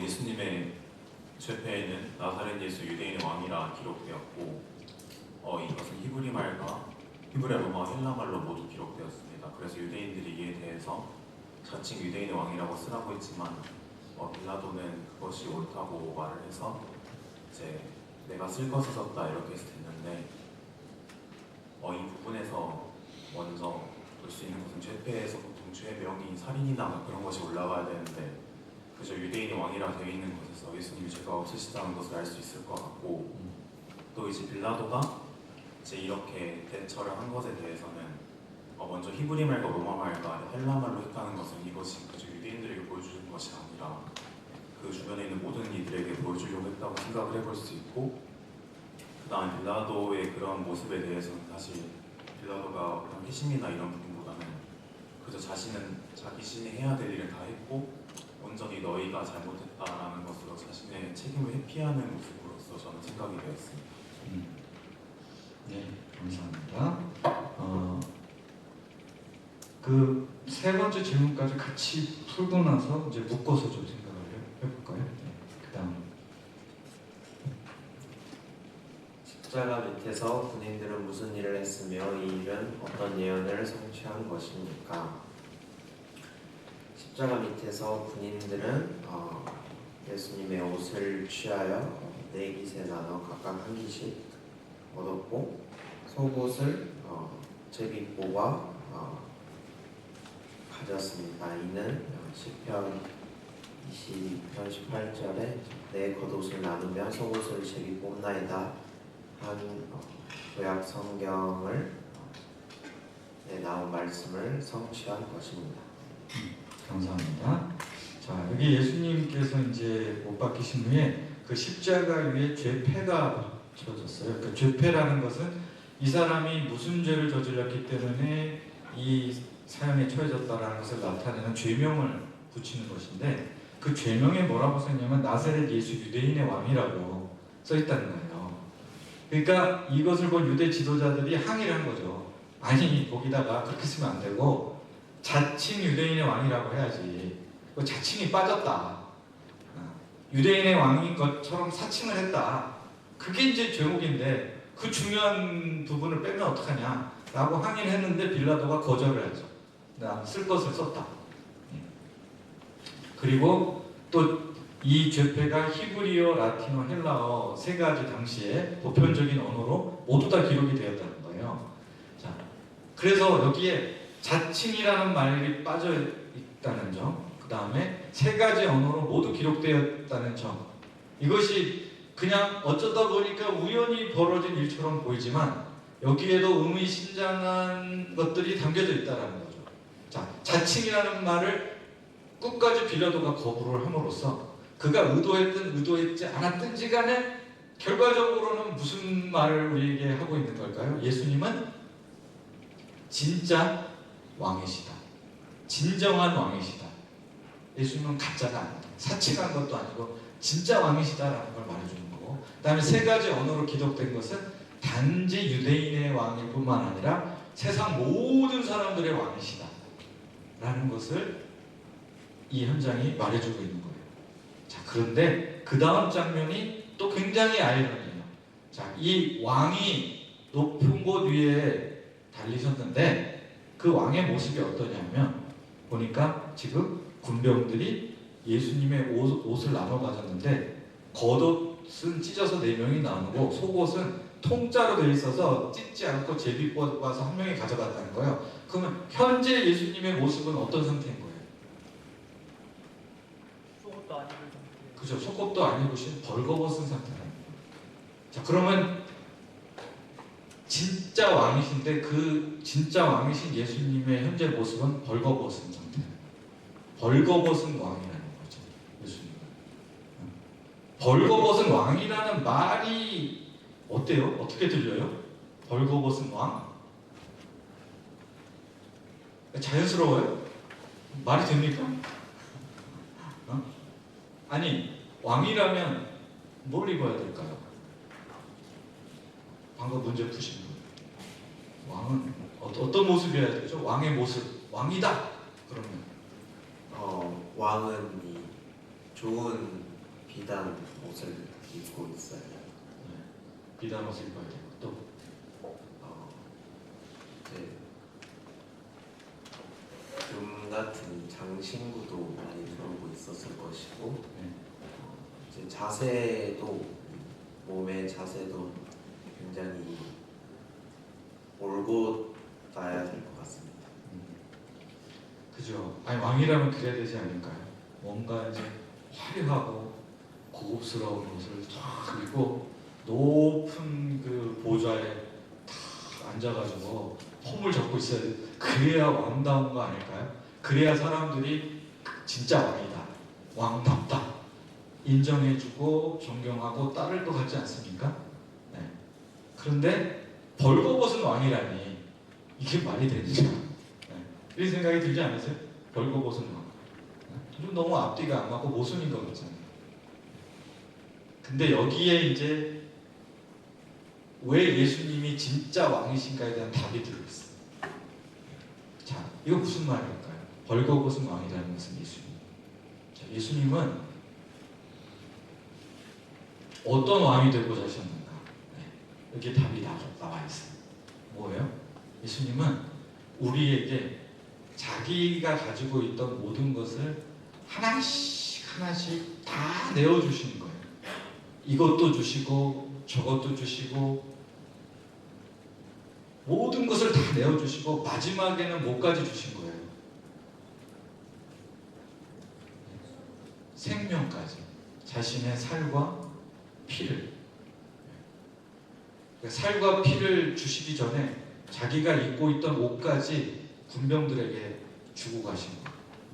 그러니까 진짜 단 1%도, 단 한 조각도 남기지 않고 이 땅에 오셔서 자신이 가지고 있던 모든 것을 우리에게 다 주고 하나도 남김없이 다 주고 가시고자 하셨던 거예요.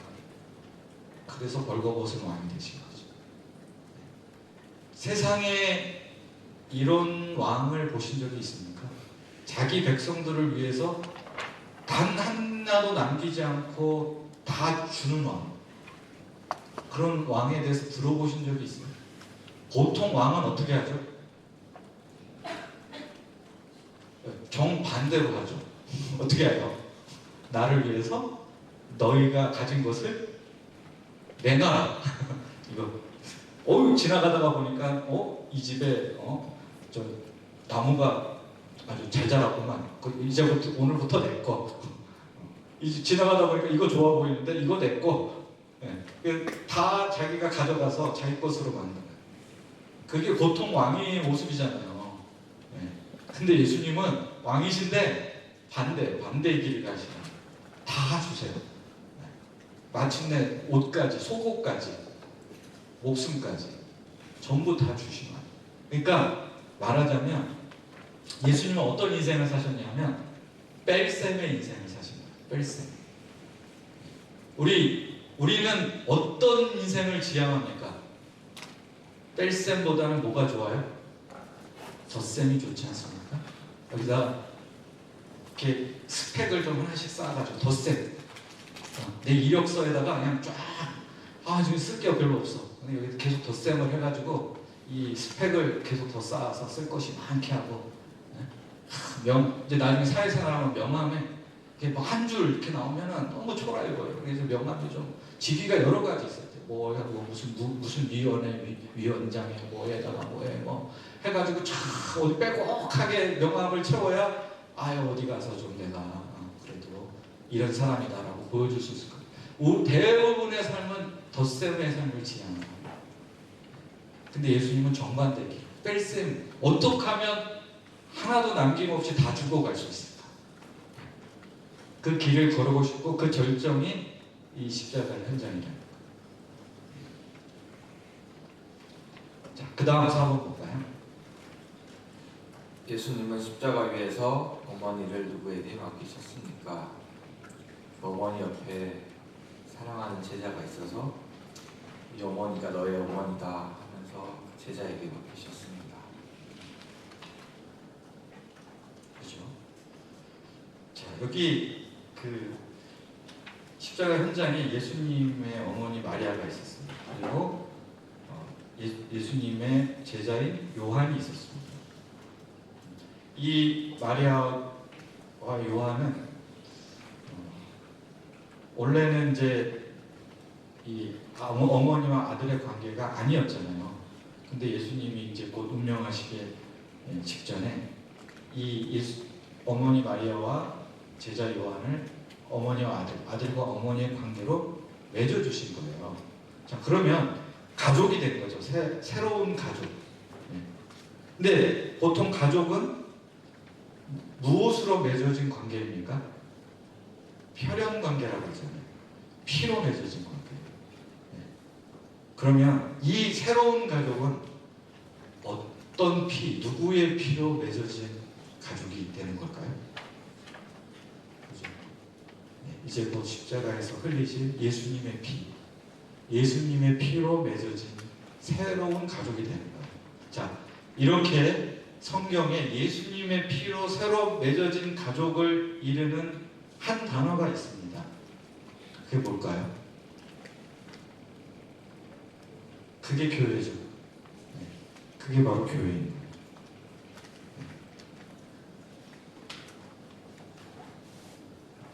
달리 말하면 교회는 이제 십자가 공동체다. 이렇게 말할 수가 있겠죠.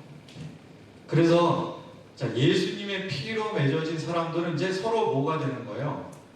서로 가족이 되는 거예요. DNA는 공유하지 않았지만 예수님의 DNA를 공유하고 있는 한 가족이 되었다. 자, 여기 소그룹 인도자 교육에 오신 분들, 이게 우리가 여기 이렇게 한 군데 모이게 된 것이 다 무엇 때문입니까? 서로 뭐 옛날부터 아는 사이였어요? 뭐 친했어요? 아니면 뭐 피를 나는 형제지간, 자매지간 아니잖아요. 이렇게 한 자리에 모이게 된 것이 예수님의 피 때문에 십자가에서 흘리신 피 때문이에요. 그렇죠? 그러니까 그래서 지금 이 순간부터 이제 우리 옆에 계신 분은 이제 내 가족인 거예요. 한번 해볼까요? 옆에 계신 분한테 형님, 언니, 동생. 나이를 몰라서 애매해요. 자, 그러면 앞으로 여기 소그룹 인도자들이 내년 수양회 때 이제 자기 소그룹원을 만나게 될 거 아닙니까? 그런 분들을 어떤 시각으로 보면 되겠어요? 내 가족이다. 내 동생이고, 내 형님이고, 누나고, 언니고, 이렇게 이제 내 가족이다 생각하고 그렇게 영접하고 그렇게 섬기면 되는 거 아닐까요? 참, 올해 이제 학생 수양회 때 저희 센터에서 이제 올해 2025학번이 된 한 형제가 우리 수양회 가기 직전에 학교에서 하는 그 OT를 갔다가 끝나자마자 이제 학생 수양회에 참석을 한 거예요. 갔다 오고 나서 이런 얘기를 저한테 지옥과 천국을 동시에 경험했다. 뭔 소리냐고. 그랬더니 OT를 갔더니 아니 뭐 선배들이 챙겨주는 건 하나도 없고 막 이거 해라 저거 해라 막 시키기만 하고 그리고 그래가지고 좀 너무 힘들었다는 거예요. 네. 그래서 그렇게 했는데 학생회장에 딱 왔더니 막 분반장들이 막 자기들 엄청 챙겨주고 섬겨주고 막 배려해주고 뭘 하나라도 도와주려고 하고 이렇게 하니까 자기가 지옥과 천국을 동시에 경험하고 온 것 같은 그런 느낌이 든다라고 하더라고요.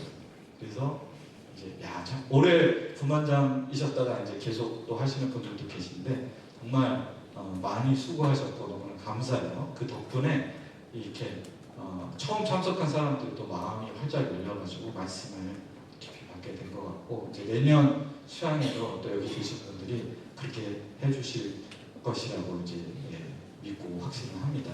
그래서 이 십자가 피로 맺어진 새로운 가족으로서 서로를 받아들이고 영접하시면 되겠습니다. 네, 자 그러면 마지막 4번을 보기 전에 이제 여기 정리해 보죠. 여기 방금 얘기한 두 가지. 자, 예수님은 왕이시다. 왕인데 어떤 왕이시냐? 마지막 속옷까지도 모조리 다 내어주신, 목숨까지 내어주신 왕이시다. 세상에 이런 왕은 없었고요. 지금도 없고요. 앞으로도 없을 거예요. 네, 유일하신 참된 왕은 오직 예수님밖에 없다는 거. 그 다음에 그 왕의 피로 맺어진 공동체가 교회라는 거. 우리 십자가 공동체라는 사실을 발견할 수 있습니다. 그 다음 4번 첫 번째 질문 볼까요? 예수님은 왜 목마르다고 하셨습니까? 그 후에 예수께서 모든 일이 이미 이루어진 줄 아시고 성령을 이응하게 하려 하사 이르시되 내가 목마르다 하시니 거기 신포도주가 가득히 담긴 그릇이 있는지라 사람들이 신포도주를 적신 해면을 우슬초에 베어 예수의 입에 드니 예수님께서는 이미 이제 십자가의 구원 역사가 다 이루어진 줄 아시고 이제 성경에 예언되어 있는 써져 있는 것을 말씀을 이루게 하시려고 목이 마르다 하셨고 또 이제 신포도주를 찍어서 줬는데 그걸 마시지 않으시고 그냥 입에 대시기만 하심으로 말씀을 해주셨습니다. 감사합니다. 자 여기 보시면 성경을 응하게 하려고 내가 목마르다 하셨다. 지금 이제 십자가형이라는 게 그런 거잖아요. 그 못이 이렇게 박히고 그 못 박힌 자리에서 피가 계속 서서히 조금씩 흘러나왔다가 결국에는 이제 탈수로 인해서 죽음에 이르게 되는 형벌이란 말이에요. 그러니까 실제로 십자가에 못 박힌 죄수에게 가장 큰 고통을 주는 게 탈수로 인한 목마름이에요.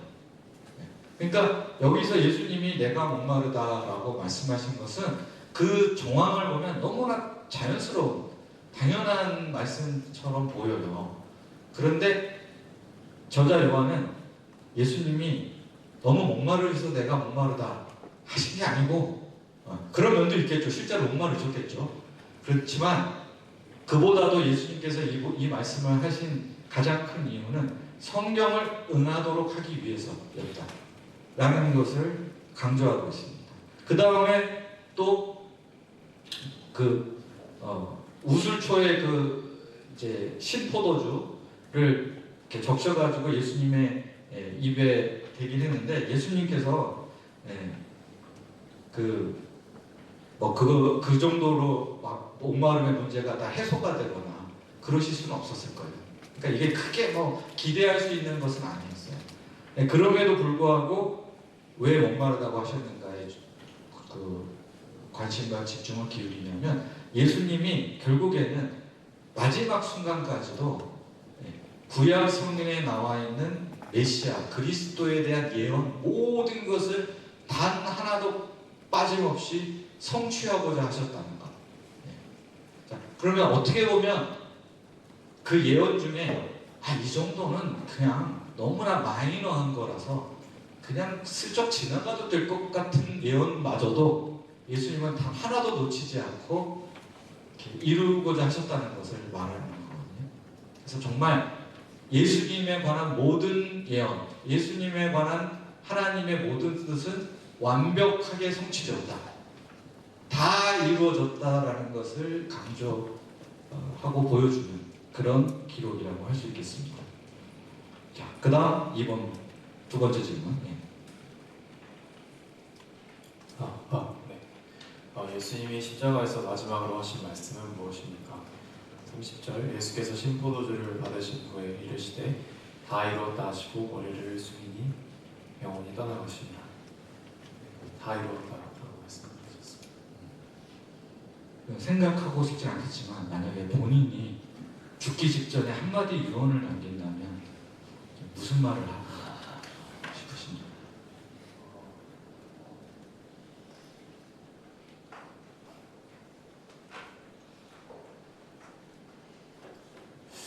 잘 계십시오. 누구한테 하는 말이에요? 남은 사람들한테. 네, 잘 계십시오. 네. 멋지네요. 궁금하다. 그 옆에 분도 한번 넘겨주세요. 뭐라고 하고 싶어요? 즐거웠습니다. 오, 즐거웠습니다. 점점 멋진 말이 나오는데 한 명만 더.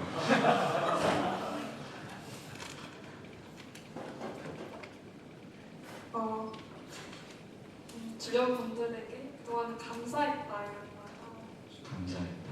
네, 좋습니다. 자, 예수님의 이제 마지막 운명하시기 직전의 말이 다 이루었다. 이 말도 말씀이 정말 어떻게 보면 미스테리 같은 말이에요. 네. 많은 사람들이 이 말을 의아하게 생각하고 동의하지 못합니다. 그러니까 어떤 생각을 하고 싶냐면 예수님은 뭔가 선한 일, 옳은 일을 이루기 위해서 이 땅에 오셨다가 결국에는 나쁜 놈들, 네, 저 나쁜 놈들, 빌라도를 비롯해서 유대의 종교 지도자들 비롯해서 저 나쁜 놈들 때문에 본래 이루려고 하셨던 좋은 일, 선한 일을 이루지 못하고 한 많은 인생을 33살에 마감하신 너무 불쌍하신 분이다. 네, 이렇게 생각하기 쉽지 않을까요? 네, 겉으로 보이는 모습은 그렇잖아요. 네, 그래서 이 상황에서 예수님의 마지막 유언은 뭐가 자연스러울 것 같아요? 네? 뭐라고 하시죠? 뭐라고요? 그냥 크게 해보세요. 두고 보자. 아, 좋습니다. 좋아요, 좋아요. 나라도 그랬을 것 같아. 두고 보자. 또는 아쉽다, 안타깝다, 뭐 이런 것도 뭐 아실지 않나요? 후회스럽다, 허무하다, 뭐 이런 그 말이 자연스럽게 나올 수도 있을 것 같아요. 근데 정말 놀랍게도 예수님이 하신 말씀이 다 이루었다. 네, 정말 내가 다 이루었다라고 말씀하고 운명하셨다는 사실. 여기서 그러면 예수님이 도대체 뭘 다 이루셨다는 것인가? 네, 뭘 다 이루셨을까요? 그거는 예수님의 이미 진정한 왕이신 게 아까 뭐라고 그랬습니까? 한 톨도 남기지 않고 자신의 모든 것을 우리를 위해서, 우리를 살리기 위해서, 우리를 구원하시기 위해서 다 내어주시기로 작정을 하셨다고 그랬잖아요. 그 일을 위해서 세상에 오셨잖아요. 그런데 바로 그 일을 다 마치신 거예요. 우리를 죄에서부터 구원하시고 죽음의 권세로부터 구원하시고 살리시기 위해서 십자가에서 우리의 죄값을 단 한 조각 한 톨도 남김없이 다 대신 치르셨던 것을 끝내셨다. 그래서 다 이루셨다라고 말씀하실 수 있었다는 거죠. 거기 마지막 세 번째 질문이 이제 이 다 이루었다라는 말이 어떤 의미가 있는가 질문하고 있잖아요. 그래서 요한복음 4장 34절에 보시면 뭐라고 돼 있는지 요거는 그 옆에 분이 한번 읽어주실래요? 그 다음 순서에 계신 분이. 요한복음 34장이요. 4장 34절 참고 구절에 있죠. 예수께서 이르시되 나의 양식은 나를 보내신 이의 뜻을 행하며 그의 일을 온전히 이루는 것이니라. 네, 여기 나와 있는 것처럼 예수님은 나를 보내신 이, 즉 하나님의 뜻을 행하고 하나님이 맡기신 일을 온전히 이루는 것에 집중을 하셨는데 바로 그 일을 완수하셨다. 다 이루었다는 뜻에는 그런 의미가 있다는 거죠. 자, 그 다음 그 옆에 분이 17장 4절 참고 구절 읽어주시겠습니다. 아버지께서 내게 하라고 주신 일을 내가 이루어 아버지를 이 세상에서 영원하게 하였사오니. 네, 여기까지죠. 네. 제가 8조라서 쉬운 것만 질문했어요. 저랑 같은 점. 자, 아무튼 여기 보시면은 내가 아버지께서 내게 하라고 주신 일을 이루어서 이 세상에서 아버지를 영화롭게 하고자 한다. 마찬가지 의미죠. 하나님께서 내게 이루라고 하신 그 일을 나는 완수했다. 그러면 궁금해지잖아요. 도대체 하나님께서 아들이신 예수님에게 이루라고 하신 그 일이 무엇인가? 그게 이제 마지막 참고 구절인 히브리서 10장 10절부터 12절에 잘 나타나 있어요. 그거 한번 읽어주시겠어요? 그 옆에 분. 이 뜻을 따라 예수를 한 번에 부리심으로 말미암아 우리가 거룩함을 얻었노라. 제사장마다 매일 손으로 섬기며 자주 같은 제사를 드리되 이 제사는 언제나 죄를 얻게 하지 못하거니와 오직 그리스도는 죄를 위하여 한 영원한 제사를 드리시고 하나님 우편에 앉으사. 네. 자, 거기 보시면은 한 영원한 제사를 드리셨다. 예수님이 십자가에서. 이 내용. 여기에 이제 그 예수님이 이루신 일이 무엇인지에 대한 핵심이 나와 있는 거죠. 그러니까 단 한 번의 영원한 제사를 드리셨다. 그러면 그 제사는 어떤 제사냐면 속죄의 제사인 거죠. 그래서 온 인류의 죄를 대신하여 짊어지시고 죽으심으로써 우리의 죄사함의 길을 여시는 그 일을 완수하셨다. 자, 그러면 예수님께서 이렇게 다 이루신 덕분에 영원한 한 속죄 제사를 완수하신 덕분에 우리는 이제 그러면 뭐가 달라지게 될까요? 이제 이 예수님이 다 이루셨기 때문에 어떤 변화가 있을까요? 변화가 일어나게 되었을까요? 신분이 달라졌어요. 신분이 달라졌다. 어떻게 달라졌습니까? 죄인에서 죄인 아닌 걸로. 잘 나가다가 끝이죠. 허무한데. 그죠? 죄인이었다가 죄인이 아닌 거, 죄인이 아닌 걸 조금 더 고상하게. 네. 그렇죠? 이제 첫 번째는 이제 죄인이었던 우리를 하나님이 의롭다 하셨죠.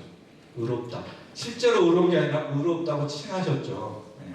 의롭다고 강조하셨던 거예요. 그리고 더 나아가서 하나님의 자녀, 하나님의 자녀가 되는 길이 열린 거잖아요. 네. 또 어떻게 표현할 수 있을까요? 죄인에서 하나님의 자녀로. 영생을 얻게 됩니다. 영생. 네.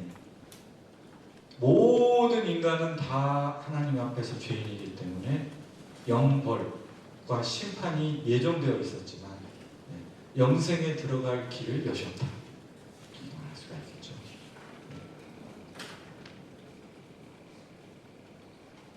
또, 자, 이 한 가지 더 말씀드리자면, 지금까지 예수님의 이 다 이루시기 전까지는 사탄이 다른 이름이 이제 고소자, 고발자라는 이름이거든요. 예? 그러니까 우리가 우리의 죄 문제를 스스로 해결할 수 없었기 때문에 끊임없이 이 고발자인 사탄의 고발에 시달리면서 살아갈 수밖에 없었어요. 그래서 합법적으로 사탄의 세력에 매여서 살 수밖에 없었어요. 근데 예수님께서 완전한 속죄를 이루심으로 이제는 이 사탄의 권세로부터, 어둠의 권세로부터 완전히 해방될 수 있게 되었다. 이 다 이루었다는 말씀은 그러니까 사탄의 권세에 대한 결정적인 승리 선언이다. 이렇게 말할 수도 있는 거죠.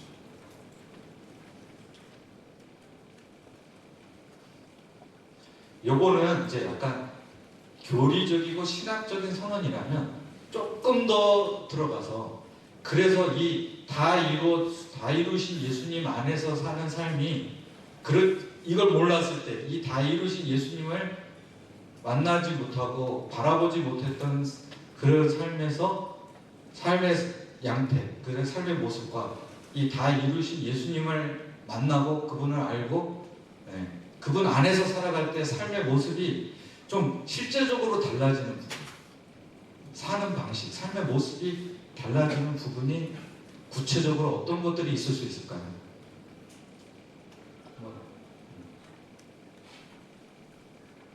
뭐라고? 한마디 하고 주고 끝내시면 어떻게 사랑과 연결이 되죠?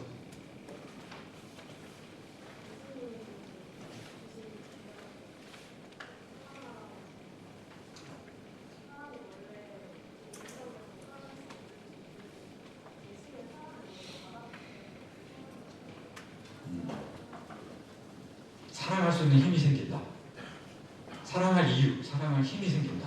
좋습니다. 또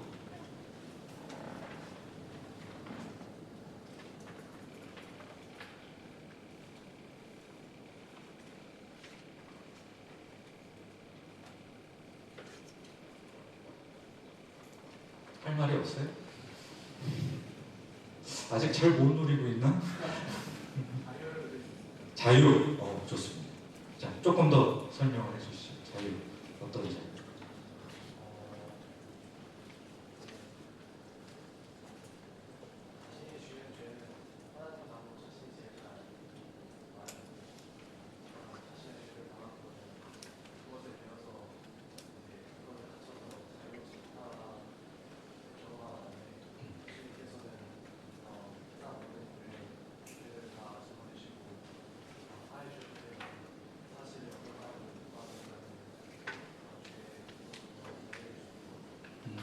감사합니다. 죄로부터의 자유. 자유가 있다. 또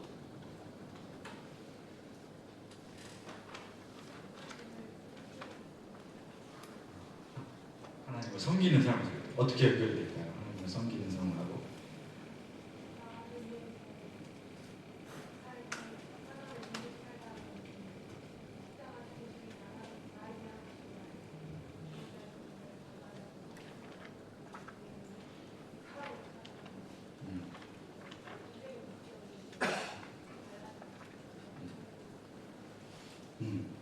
하나님을 섬기는, 그러니까 이제 인생의 목적이 이제 나를 중심으로 하던 것에서 나를 구원해 주시고 살려 주시고 영생 주신 이제 예수님을 중심으로 하는 삶으로 바뀌게 된다. 좋습니다. 자, 여기서 이제 우리가 다 이뤘다는 말씀을 생각해 볼 때 두 가지 측면에서 조금 더 생각을 해보도록 하겠습니다. 자, 그러니까 예수님이 다 이루셨단 말이잖아요. 말 그대로 심플하잖아요. 예수님이 다 이루셨어요. 우리의 구원과 영생에 관한 모든 것을 예수님이 다 이루셨어요. 근데 만약에 이것을 모른다면 어떤 삶을 살겠어요? 예수님이 다 이루셨다는 것을 모를 때는 그럼 어떻게 해야 되죠? 그렇죠. 내가 이루어야지. 내가 이루어야 돼요. 그러니까 예를 들면 우리가 복음서에서 나오는 바리새인 같은 사람들 있잖아요. 바리새인이 어떤 사람이냐면 자신의 구원을 자신 스스로 이루려고 하는 삶을 사는 전형적인 삶의 모습을 보여주는 거예요. 자기의 의지와 성실과 노력으로 내 구원을 내가 이루어야 돼. 그러니 어떤 삶을 살게 되겠어요? 내가 이루려고 하니까. 율법적이 되고, 그죠? 또 네? 자신을 다그쳐야 되죠. 계속 더 열심히 해, 더 잘해. 계속 자신을 가혹하게 채찍질해야 돼. 또 어때요? 그러면 그렇게 채찍질하면 안심이 될까요? 아무리 채찍질해도 기준에 못 미치는 것 같으니까 어때요? 불안하죠. 두려워요. 네. 계속 불안하고 두렵습니다. 영혼의 안식이 없어요. 네. 자기 스스로 자신의 구원을 이루는 삶은 정말 피곤하고 고달프고 쉼이 없는 삶이에요. 근데 이 다 이루었다라는 말씀이 우리에게 얼마나 기쁜 소식이에요. 예수님이 다 이루셨어요. 그러니까 나는 그냥 믿고 받아들이고 영접하기만 하면 되는 거예요. 비로소 이제 이게 이제 은혜죠. 그러니까 은혜로 모든 것이 주어졌다는 것을 알기 때문에 더 이상 불안해하지도 않고 두려워할 필요도 없고 자신을 끊임없이 다그치고 괴롭힐 필요도 없어지는 거예요.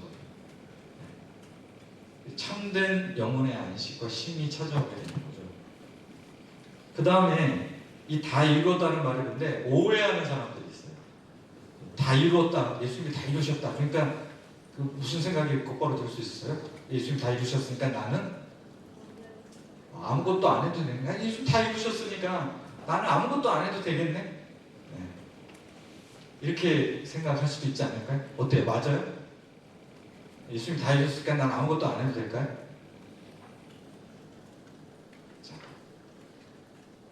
나의 구원을 이루기 위해서 뭔가를 더 할 필요는 없는 게 맞아요. 그게 맞아. 자, 그런데 우리가 다 이루신 예수님을 정말 알게 되면, 그분을 만나게 되면 어떤 마음이 들 수밖에 없겠어요? 저절로? 가장 먼저 어떤 마음이 들겠어요? 원래는 내가 이루어서 할 그 일을 예수님이 내 대신 다 대신 이루어 주셨어요. 그리고 그 결과를 선물로 그냥 내게 주셨어요. 이룬 건 본인이신데 그 결과는 나에게 은혜로 값없이 주셨어요. 그걸 알게 됐어요. 그럼 제일 먼저 어떤 마음이 들어요? 감사하잖아요. 그죠? 감사하지 않을 수 없죠. 네. 일단 마음에 감사가 충만해져요. 그러면 감사가 충만하면 어떻게 되겠습니까? 어떻게 해주고 싶어요? 감사하면? 우리도 사람 사이에서 그렇잖아요. 어떤 분에게 너무 감사해. 그럼 어떡하죠? 표현하고 싶어지지 않아요? 네? 그 감사를. 네. 감사를 표현하고 싶어져요. 네. 그게 뭐예요? 그게 네. 아까 주님을 섬기고 싶다. 네. 자꾸 찬양하고 싶어져요. 네. 이 은혜를 감사하기 때문에 찬양의 열정이 막 예배하고 싶어져요. 그리고 또 어떤 마음이 들겠어요? 그 주위를 돌아보니까 예수님이 다 이루셨다는 것을 모르고 여전히 자기가 이루려고 아둥바둥 살고 있는 사람들이 너무 많은 거예요. 여전히 막 불안해하면서 어떤 마음이 들겠어요? 전하고 싶어지지. 그죠? 네. 전하고 싶어져. 와서 보라. 너도 와서 저 십자가에 죽으신 이 사람을 보라. 이런 말이 저절로 하고 싶어져요. 그래서 전국 청년 대학생 수양회 같이 가자. 같이 가서 나도 보고 너도 보고 우리 같이 그분을 바라보자. 이런 말을 하고 싶어진다니까요. 네. 그렇게 되는 거예요. 그래서 다 이루신 예수님을 바라볼 때 이런 변화가 있는 거예요. 여기 이제 마지막 보시면 그 앞에 모든 것을 다 이루신 구원자를 바라보면서 우리는 우리 자신에 대해서 이런 삶을 이제 살고자 하는 지향점이 생기게 되는 거예요. 더 많이 소유하고 더 많이 성취하는 삶이 아니라 더 많이 감사하고 더 많이 나누는 삶, 더 많이 사랑하는 삶으로 초대장을 받은 느낌. 예수님이 십자가에서 보이셨던 그 삶의 길을 나도 뒤따라가고 싶다 라는 그런 마음을 갖게 된다는 것이죠. 자, 그래서 마지막 장 잠깐 보여주실래요? 결론인데 십자가 앞에서 5걸음이라고 정리를 좀 해봤는데, 일단은 첫 번째로 멈춰서라. 좀 멈춰야 돼. 보려면. 그렇지 않아요? 우리 막 길을 가다가 뭔가를 주목해서 보려면 일단 가던 길을 멈춰야 볼 거 아니에요. 네, 그래야 제대로 볼 수 있잖아요. 그래서 좀 멈춰서라. 그분의 얼굴을 보기 위해서. 다들 요즘 엄청 바쁘시잖아요. 네, 정신없이 달려가시잖아요. 네, 주변에 있는 사람들도 다 바쁘죠. 정신없이 산단 말이에요. 자, 이런 사람들에게 먼저 잠깐 멈춰봐. 나도 좀 잠깐 멈추고, 그 다음에 멈춰서서 뭐 해야 돼? 보라. 누구를? 십자가에 계신 그분을. 오늘 말씀에 나온 그분을 보고, 그러면서 세 번째는 받아들여라.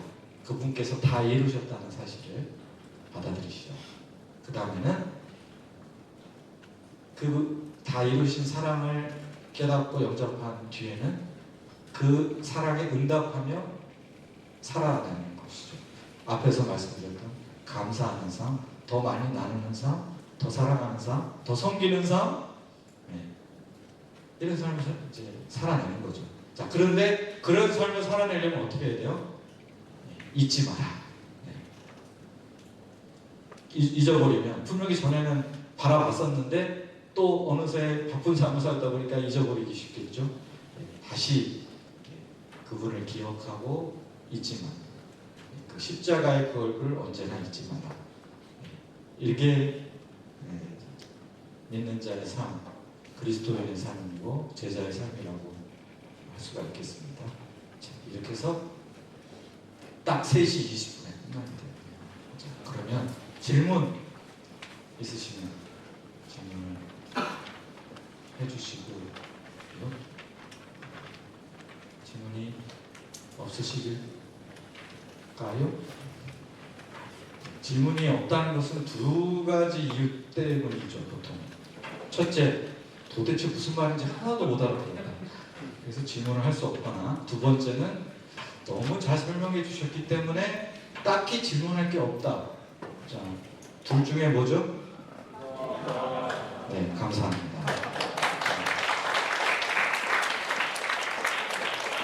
그러면 제가 기도하고 말씀을 마치도록 하겠습니다. 살아계신 하나님 아버지, 이 시간 하나님께서 주제 2강 말씀 나누는 가운데 예수님의 십자가, 그 얼굴을 바라보게 해주시니 감사합니다. 우리가 잠깐 멈춰서 이제 십자가에서 우리를 대신하여 죽으시고 자신의 모든 것을 한 조각도 남기지 않고 내어주신 그 예수님의 얼굴을 바라보게 도와주시옵소서. 그분이 이루신 모든 것, 그분의 아름다움을 바라보게 하시고 그것을 영접하고 이제 그 삶을 살아내는 우리들이 되게 하여 주시기를 간절히 기도합니다. 내년 전국 청년 대학생 수행회 가운데 참석한 모든 이들이 이 십자가의 예수님을 바라보고 나의 예수님을 깊이 만나고 그 안에서 또 내가 누구인가 진정 내 자신을 발견할 수 있게 되기를 간절히 기도합니다. 감사하며 예수님의 이름으로 기도합니다.